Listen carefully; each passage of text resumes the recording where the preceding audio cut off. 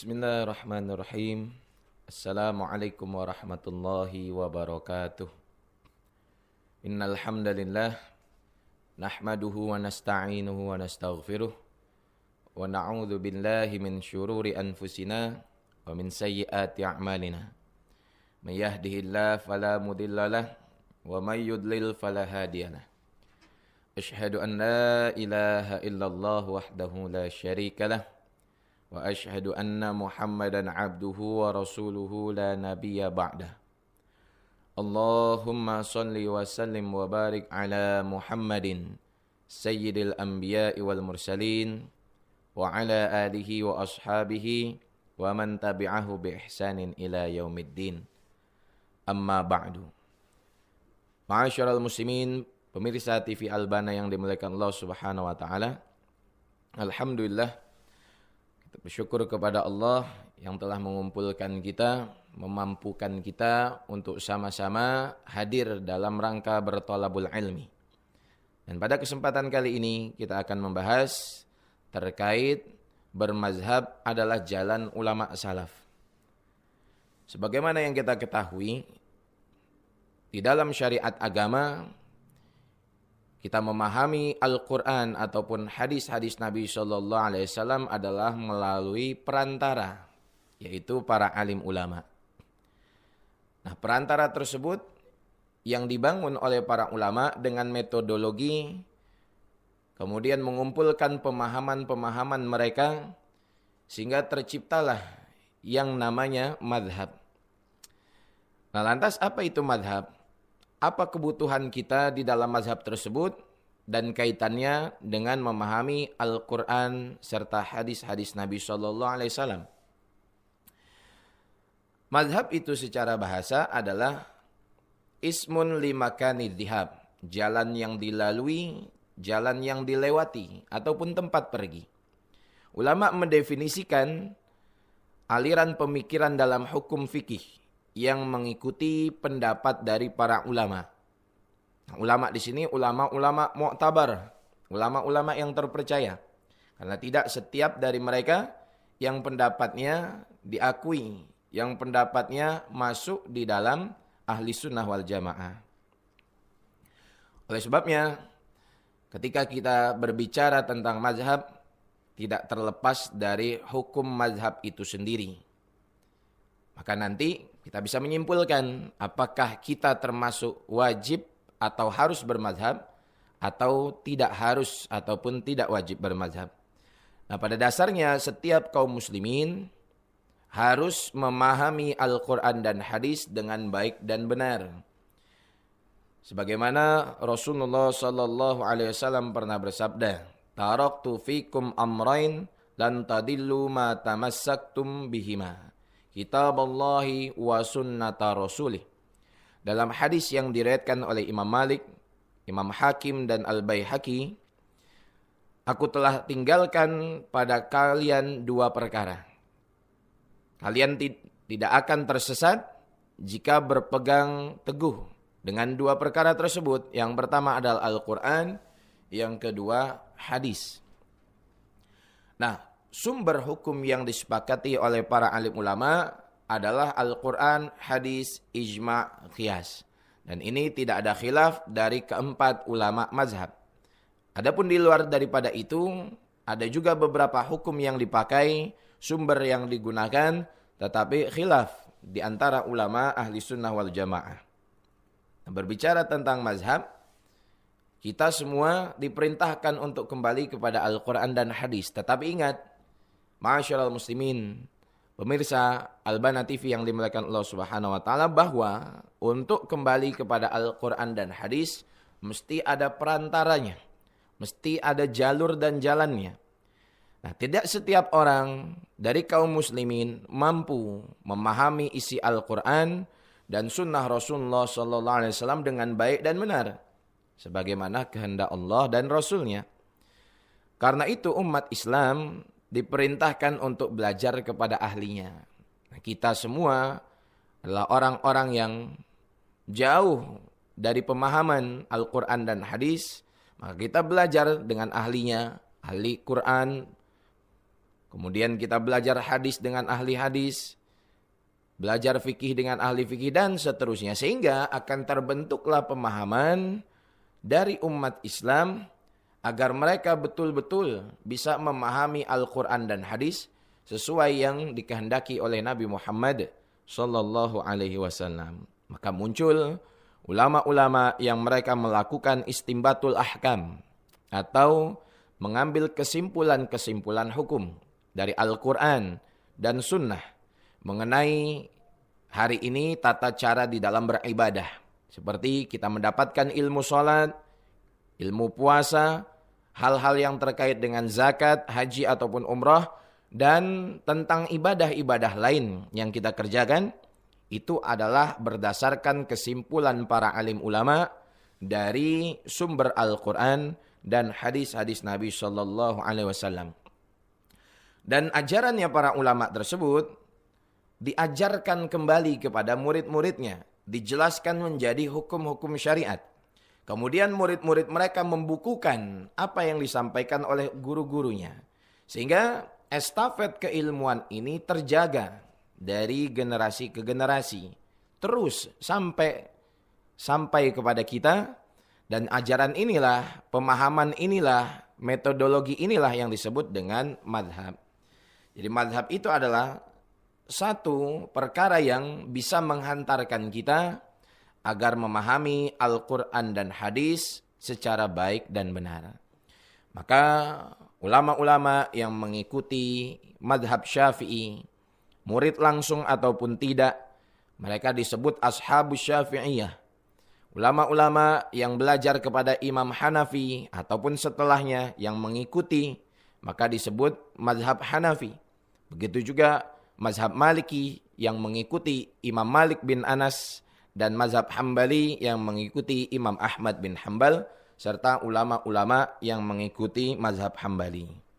Jadi, ma'asyiral muslimin, pemirsa TV Albana yang dimuliakan Allah Subhanahu wa taala, secara garis besar keseluruhannya umat Islam kembali kepada 4 ulama mazhab ini atau yang disebut a'immatul arba'ah.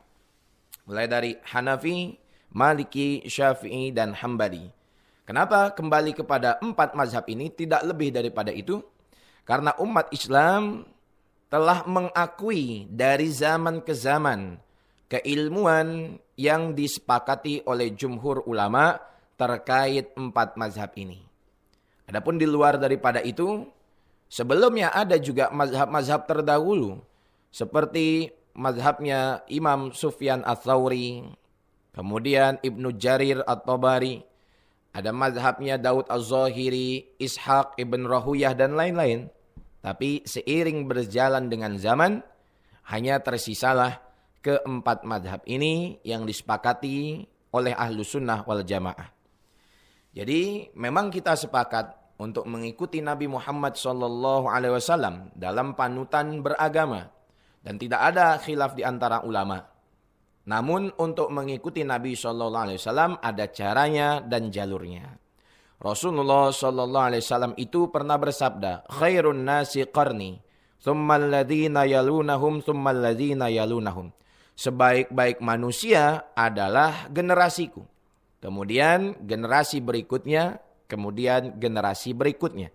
Dalam hadis riwayat Bukhari dan Muslim ini dijelaskan 3 generasi terbaik yang dipuji oleh Nabi SAW. Dan siapapun kita yang mengikuti generasi ini, maka tentu kita mengikuti Nabi Muhammad SAW. Sebab ilmunya Rasulullah itu diterima oleh para sahabat. Sahabat mengajarkan ilmu kepada murid-murid mereka yang disebut tabi'in. Tabi'in juga menyampaikan ilmu tersebut kepada tabi'ut tabi'in. Maka kalau kita lihat dari 3 generasi ini, mulai dari 100, 200, dan 300 hijrah.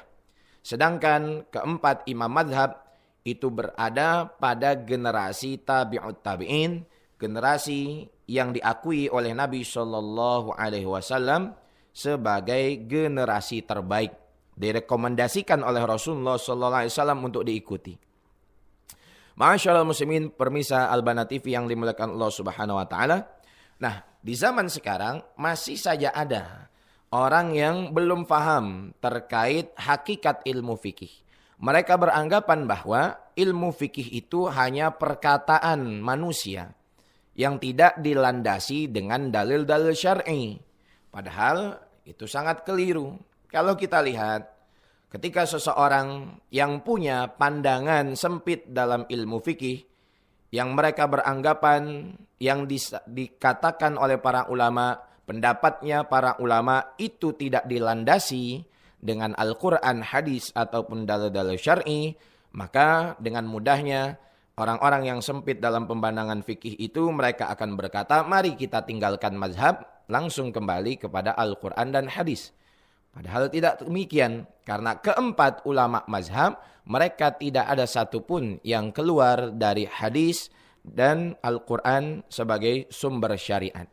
Bahkan ulama-ulama mazhab itu mereka paling pakar, paling paham di dalam hadis dan Al-Quran. Ribuan hadis yang mereka hafal. Kalau kita lihat di dalam kitab Tabaqat Asy-Syafi'iyah Al-Kubra, dijelaskan bahwa Imam Ahmad bin Hanbal itu kana yahfazu alfi hadisah. Beliau sampai menghafal 1.000.000 hadis. Kemudian bagaimana gurunya Imam Asy-Syafi'i? Bagaimana guru Imam Syafi'i? Imam Malik rahimahullahu ta'ala. Oleh sebabnya, sebenarnya ketika kita belajar fikih dari salah satu 4 mazhab, maka sejatinya kita kembali kepada Al-Quran dan hadis Nabi Muhammad SAW. Karena ilmu fikih itu dibangun dengan dalil-dalil syar'i. Bahkan ma'asyiral muslimin pemirsa TV Albana yang dimuliakan Allah Subhanahu wa taala, bukan hanya Al-Qur'an dan hadis, tetapi masih banyak lagi deretan dalil yang digunakan untuk menyimpulkan hukum dari Al-Qur'an dan hadis. Seperti yang kita kenal ada ilmu usul fikih, ada kaidah fikih. Sebagai orang awam, kita semua hanya cukup kembali kepada Al-Qur'an dan hadis. Adapun penjelasannya adalah kita ambil yang sudah matang dari para alim ulama, kemudian orang-orang yang muktabar yang mengikuti mereka. Nah, tentulah ketika kita belajar fikih ataupun hadis ataupun tafsir, sebetulnya bukan hanya fikih yang terkait dengan mazhab. Hadis juga sangat kental dengan mazhab. Karena ulama-ulama hadis itu menjelaskan satu hadis berdasarkan mazhab yang dianutnya. Begitu juga ilmu tafsir dan lain-lain. Hanya saja kita fokus terlebih dahulu kepada mazhab terkait ilmu fikih. Apa dalil-dalil kewajiban bermazhab itu? Nah, ma'asyiral muslimin, pemirsa TV Albana yang dimuliakan Allah Subhanahu wa taala, di antaranya dalil-dalil kewajiban mazhab firman Allah Subhanahu wa taala dalam surat Al-Imran 103. Allah Ta'ala berfirman, wa'tasimu bihablillahi jami'an wa la tafarraqu. Dan berpeganglah kalian dengan tali Allah Subhanahu wa Ta'ala dan jangan berpecah belah. Yang dimaksud tali Allah Subhanahu wa Ta'ala adalah agama, yakni Al-Quran. Jadi mazhab tidak terlepas dari Al-Quran pendalilannya. Kemudian dalam surat An-Nahl 43, Allah Ta'ala berfirman, fas'alu ahla dzikri in kuntum la ta'lamun. Bertanyalah kepada ahlinya jika kalian tidak mengetahui. Apa tafsir dari An-Nahl 43 ini? Di antaranya ulama menjelaskan di dalam kitab Risalah Ahli Sunnah wal Jamaah yang ditulis oleh Hadratus Syekh Kiai Haji Hasim Asy'ari. Apa penjelasannya? Yajibu 'inda jumhuril ulama al-muhaqqiqin ala man laisa lahu ahliyatul ijtihad al-mutlaq wa in kana qad hasala ba'dul ulum al-mu'tabarah fil ijtihad taqlidu qaulil mujtahidin wal akhdhu bi fatawahum. Menurut mayoritas ulama, wajib mengikuti atau wajib taklid kepada pendapat-pendapat fatwa-fatwa ulama yang kredibel di bidangnya, yang mereka sudah sampai kepada kapasitas mampu berijtihad. Bagi siapa wajib mengikuti? Bagi setiap orang yang tidak memiliki kapas ijtihad. Itu bagi orang-orang yang walaupun mereka sudah menguasai sebagian ilmu agama, tapi bukan mujtahid, belum bisa berijtihad.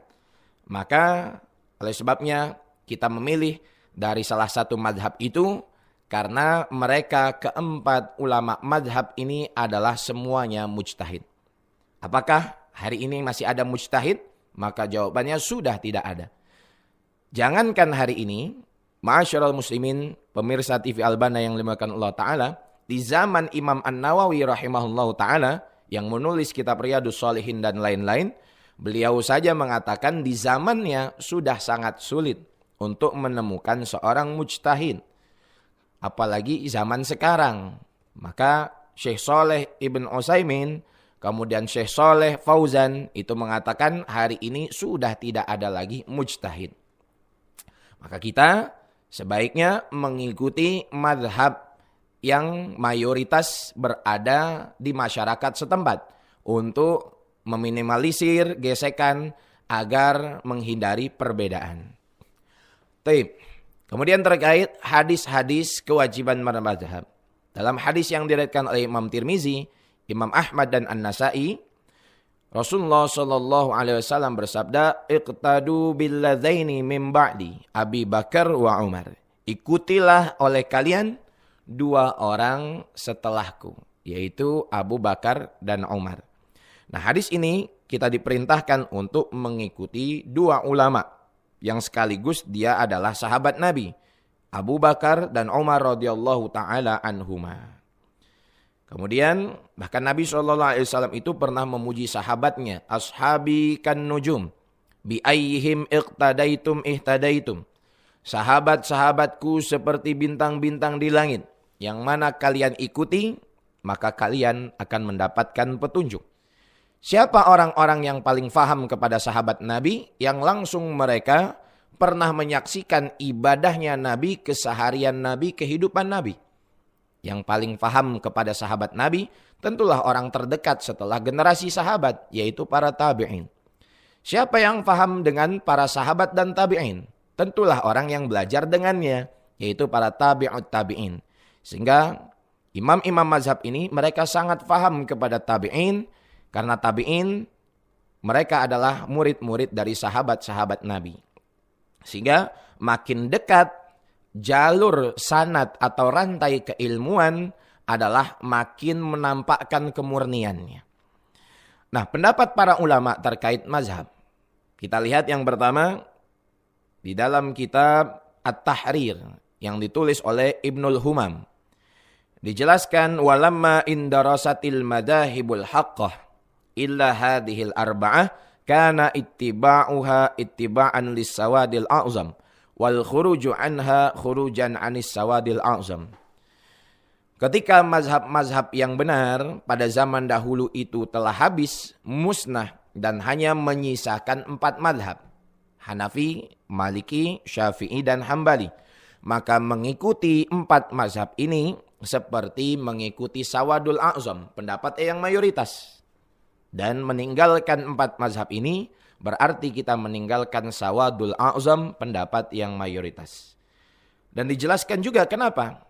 Karena dari sejak zaman dahulu umat Islam mulai dari sahabat, tabi'in, tabi'ut tabi'in, ulama salaf ataupun khalaf, mereka senantiasa taklid, mengikuti salah satu dari keempat mazhab yang disepakati keilmuannya tanpa pengingkaran. Bahkan Ibnu Humam juga melanjutkan dalam kitabnya, "I'lam anna fil akhdhi bihadhil madhahibil arba'ah maslahah azimah wa fil i'rad anha kulliha mafsadah kabirah." Ketahuilah, ketika kita berpegang kepada mazhab yang 4 ini ada kemaslahatan yang besar, kebaikan yang tidak terhingga, dan ketika kita menentangnya, maka terdapat kerusakan. Taib ma'asyiral muslimin, pemirsa TV Albana yang dimuliakan Allah Subhanahu wa taala. Maka dari sini kita sudah bisa melihat bahwa kebutuhan kita orang awam ataupun orang-orang yang sudah menguasai sebagian ilmu agama tapi belum sampai kepada derajat mujtahid dan tidak akan mungkin sampai hari ini. Maka kita wajib untuk bermadhab. Mesti bermadhab, kalau tidak maka kita akan tersesat dalam memahami Al-Quran dan hadis. Bayangkan kalau setiap orang mempunyai otoritas ataupun hak untuk dia memahami Al-Quran dan hadis dengan akal pikirannya, maka tidak akan terbendung fatwa-fatwa. Banyak sekali pendapat-pendapat yang nanti akan tidak terbendung, sehingga tambah membingungkan umat. Oleh sebabnya, mazhab ini memudahkan kita di dalam memahami Al-Quran dan hadis. Memudahkan kita di dalam istimbatul ahkam yang kita tidak mampu. Maka kita hanya menerima menerima dalil-dalil yang sudah diolah oleh para alim ulama, yang itu dikenal dengan pendapat-pendapat mereka di dalam mazhab. Dan kata Imam Ibnu Hajar, dijelaskan dalam kitab Fathul Mubin, amma fi zamanina faqala a'immatuna la yajuzu taqlidu ghairil a'immatil arba'ah. Apa kata Imam Ibnu Hajar? Adapun di zaman kami, zamannya beliau ratusan tahun yang lalu, tidak boleh taklid, tidak boleh mengikuti selain kepada salah satu ulama 4 mazhab. Bahkan Imam At-Tahawi rahimahullah ta'ala yang menulis kitab Aqidatut Tahawiyah, beliau sangat keras kepada orang-orang yang tidak mau bermazhab. Apa kata Imam At-Tahawi? Man kana kharijan an hadhil arba'ah fahuwa min ahlil bid'ati wan nar. Barang siapa yang keluar dari pendapat 4 mazhab, dia termasuk ahli bid'ah dan ahli neraka. Bagaimana mungkin orang tersebut bisa memahami Al-Quran dan hadis tanpa perantara, yakni para alim ulama. Jadi setidaknya kita lihat ada 2 corak yang sangat dominan di dalam mazhab ini. Yang pertama, orang-orang yang sangat fanatik kepada mazhab. Orang-orang yang terlalu kental dengan mazhab, dengan fanatik yang tidak terarah. Mereka beranggapan hanya mazhab yang diikuti yang benar. Padahal kita tidak bisa menafikan bahwa ke-4 mazhab ini semuanya adalah benar. Mana-mana yang diikuti bergantung kepada kondisi dan mayoritas masyarakat mengamalkannya adalah benar. Seakan-akan Allah Ta'ala ingin menunjukkan kepada kita bahwa perbedaan itu termasuk sunnatullah. Perbedaan itu termasuk hal yang mesti kita berlapang dada dengannya. Kalau kita lihat dari ke-4 mazhab, mazhab yang paling banyak diikuti di seluruh dunia ini adalah mazhab Hanafi, sekitar 45%. Kemudian yang kedua adalah yang paling banyak pengikutnya adalah mazhab Syafi'i, sekitar 25%. Yang ketiga yang paling banyak mengikuti adalah mazhab Maliki, sekitar 14%. Dan yang terakhir adalah yang mengikuti mazhab Hambali, sekitar 2%.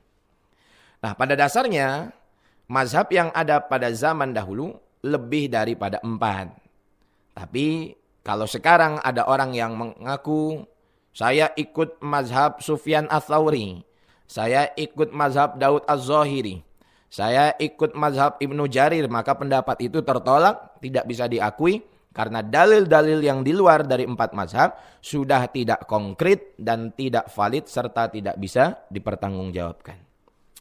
Ma'asyiral muslimin, pemirsa TV Al-Bana yang dimuliakan Allah Subhanahu wa taala, Imam Suyuti juga mengomentari bahwa tidak boleh mengikuti selain dari ke-4 mazhab. Nah, lantas bagaimana zaman Nabi SAW? Apakah sudah ada mazhab? Nah, ini pertanyaan yang kira-kira susah untuk dijawab. Karena 4 ulama mazhab itu berada pada zaman tabi'ut tabi'in. Sedangkan di zaman sahabat Nabi tentulah itu sebelum adanya ke-4 ulama mazhab. Dan pada masa Nabi Muhammad SAW itu masih hidup, maka umat Islam itu bersatu. Masalah akidah, masalah syariat, karena semua otoritas pembinaan hukum itu berada pada Nabi SAW, dipegang oleh Rasulullah. Kalaupun ada ijtihad itu sedikit dan dikembalikan keputusannya kepada Nabi SAW. Nah, umat Islam pada zaman tersebut tidak perlu mereka untuk susah-susah berijtihad. Nah, para sahabat hanya merasa cukup dengan apa yang diputuskan oleh Nabi SAW. Rasulullah tempat solusi permasalahan. Rasulullah yang mencetuskan, memutuskan hukum. Rasulullah adalah tempat bertanyanya para sahabat-sahabat. Nah, tetapi setelah wafatnya Nabi SAW, nah untuk pembinaan hukum itu mulai berpindah kepada para sahabatnya sebagai sumber-sumber hukum yang didasarkan tentunya dengan Al-Quran dan hadis serta ijtihadnya para sahabat. Nah, Ma'asyiral muslimin, pemirsa Al-Bana TV yang dimuliakan Allah Ta'ala, ijtihad itu dilakukan saat muncul permasalahan yang tidak ditemukan dari Al-Quran ataupun hadis. Seperti kalau kita lihat, yang pertama, pada masa sahabat Nabi terdapat dua corak penentuan hukum. Yaitu sebagian sangat kuat berpegang kepada Al-Quran dan hadis, tidak menggunakan ar-ra'yi. Seperti Ibnu Abbas, Ibnu Mas'ud, dan lain-lain. Pokoknya apa yang ada dari Al-Quran dan hadis itulah yang ditetapkan. Sementara kalangan lain mendalami makna suatu nas, baik dari Al-Quran ataupun hadis. Seperti sahabat Ali bin Abi Thalib, kemudian Umar bin Khattab radhiyallahu ta'ala anhumah. Maka di kalangan sahabat itu tidak semuanya ulama. Sahabat-sahabat Nabi semuanya orang soleh, orang bertakwa. Tetapi tidak semua sahabat Nabi yang menjadi ulama. Maka ada yang dikenal al-mukthiruna fi riwayatil hadis. Sahabat-sahabat yang paling banyak meriwayatkan hadis-hadis Nabi SAW. Mulai dari Abu Hurairah, kemudian Abdullah bin Amr bin As, kemudian Anas bin Malik, Abu Sa'id Al-Khudri, Ibnu Abbas, Ibnu Mas'ud, sampai kepada Aisyah radhiyallahu ta'ala anhum. Dan tidak semua sahabat mempunyai kapasitas hafalan keilmuan yang sama. Maka dari ulama-ulama besar sahabat itu, hanya ada beberapa orang yang menjadi mujtahid. Jadi sahabat-sahabat itulah yang menentukan keputusan hukum, mengeluarkan hukum yang baru yang tidak mereka dapati dari Al-Quran dan hadis. Seperti halnya pada zaman sahabat Abu Bakar radhiyallahu ta'ala anhu. Kalau dihadapi beliau itu dengan permasalahan agama, ketika ada jawabannya dari Al-Quran dan hadis, maka beliau jawab dari Al-Quran dan hadis. Kalaupun tidak ada, maka beliau tanya dengan sahabat-sahabat yang lain yang mungkin mereka tahu sabda Nabi SAW terkait permasalahan itu. Kalaupun tidak ada, maka sahabat Abu Bakar mengumpulkan kaum muslimin, mereka bermusyawarah atas keputusan hukum yang akan dikeluarkan dari permasalahan yang tidak ada dari Al-Quran dan hadis atau tidak diketahui oleh sahabat-sahabat dari kalangan pembesar ulama-ulamanya. Kemudian yang kedua, pada masa tabi'ut tabi'in, di antaranya kita mengenal ada 7 ahli fikih yang berada di Madinah. Mulai dari Sa'id bin Musayyib, beliau imamnya para tabi'in. Kemudian Urwah bin Zubair, Qasim bin Muhammad, Kharijah bin Zaid, Abu Bakar bin Abdurrahman, Sulaiman bin Yasar, Ubaidillah bin Abdullah bin Utbah, Nafi' Maula Abdullah bin Umar. Itu ulama-ulama besar di dalam fikih yang berada di Madinah pada masa tabi'in. Di Kufah ada Alqamah bin Qais, Ibrahim An-Nakhai. Di Basrah ada Hasan Al-Basri. Di Mekah ada Maula Ibnu Abbas, Atha bin Abi Rabah, Tawus. Di Damaskus Makhul Asyami, Abu Idris Al-Khawlani. Di Mesir ada Lais bin Sa'ad rahimahumullahu ta'ala. Nah, pada masa tabi'ut tabi'in, kemudian muncullah 4 imam mazhab ini dan beberapa mazhab yang disebutkan yang hari ini sudah musnah. Sebagaimana dijelaskan oleh Ad-Duktur Muhammad Mustafa Az-Zuhaili di dalam kitabnya Al-Mu'tamad fil Fiqh Syafi'i. Tapi ma'asyiral muslimin, pemirsa Al-Bana TV yang dimuliakan Allah Subhanahu wa taala. Kemudian derajatnya para ulama. ulama ini mempunyai derajat yang berbeda-beda. Tidak setiap dari mereka bisa berijtihad. Nah, yang pertama, para imam mazhab itu, yang 4 yang sudah kita kenal, disebut sebagai mujtahid mustaqil. Apa itu? Yang mempunyai kelayakan untuk berijtihad langsung dari Al-Quran dan hadis tanpa mengikuti pendapat siapapun. Nah, apa itu ijtihad? Dari tadi kan kita membahas ijtihad. Ijtihad itu didefinisikan oleh para ulama adalah untuk mencapai keputusan hukum mengenai kasus-kasus yang belum ada dari Al-Quran dan hadis. Maka ulama-ulama melakukan penelitian sehingga lahirlah hukum-hukum tersebut. Atau ijtihad juga bisa disebut dengan pendapat. Nah, derajat-derajat para ulama ada tingkatan-tingkatannya. Mulai tadi 4 imam mazhab ini berada pada posisi yang teratas, mujtahid mustaqil. Yang mereka langsung bisa berijtihad dari Al-Quran dan hadis. Yang kedua, mujtahid mutlak atau mujtahid muntasib. Dijelaskan ada Imam Al-Muzani 264 Hijrah, Al-Maruzi 294 Hijrah, Ibnu Khuzaimah 311 dan lain-lain. Kemudian di bawahnya ada Ashabul Wujuh, Imam Qaffal, kemudian Abu Hamid sekitar tahun 400 Hijrah.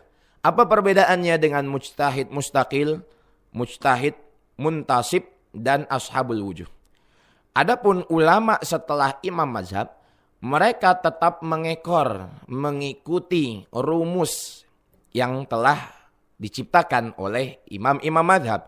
Adapun kesimpulan hukum bisa berbeda. Mereka tetap masih layak mengeluarkan ijtihad walaupun hasilnya berbeda dari imam mazhab yang mereka ikuti. Jadi jangan kita jauh-jauh terlebih dahulu melihat adanya perbedaan di antara 4 mazhab. Satu mazhab saja mereka berbeda terkait beberapa hukum. Oleh sebabnya di dalam mazhab itu pun ada khilaf. Keempat mazhab mempunyai khilaf tersendiri. Nah, yang selanjutnya ada mujtahid fatwa. Seperti Imam Ar-Rafi, Imam An-Nawawi sekitar tahun 600 Hijrah. Yang disebut juga mereka mujtahid madhab. Mereka lah yang mengumpulkan pendapat mulai dari yang dikeluarkan oleh Imam Asy-Syafi'i. Kemudian murid-murid yang langsung belajar kepada Imam Syafi'i dari zaman ke zaman. Dikumpulkan pendapat ulama-ulama Syafi'iyah tersebut. Kemudian mereka seleksi, melakukan ijtihad di dalam mazhab. Ditentukan mana pendapat yang paling kuat, mana pendapat yang lemah, mana yang sama-sama khilafnya kuat, mana pendapat yang paling sahih dan pendapat yang sahih. Itu adalah otoritas yang ada pada Imam Ar-Rafi'i dan Imam An-Nawawi sebagai mujtahid madhab. Kemudian barulah di bawahnya ada ulama tarjih. Nah, ini dijelaskan di dalam kitab Adabul Fatwa wal Mufti wal Mustafti. Dan juga dijelaskan di dalam kitab Fathul Majid fi Bayani Taqlid. Baik, ma'asyiral muslimin, pemirsa TV Albana yang dimuliakan Allah Subhanahu wa taala.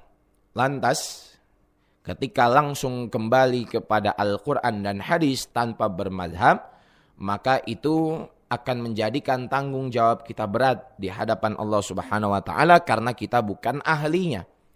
Dan bagaimana mungkin kita bisa menyaingi ulama-ulama dahulu yang sudah susah payah. Zaman yang tidak modern, komputer, aplikasi dan lain-lain pun tidak ada pada zaman dahulu. Mereka meneliti satu hadis dengan berbulan-bulan lamanya. Mencari satu hadis pun demikian. Maka jauh sekali keilmuan hari ini dari ulama-ulama terdahulu yang telah diakui dari zaman ke zaman. Langsung kembali kepada Al-Quran dan hadis sangat-sangat tidak tepat tanpa mengikuti mazhab.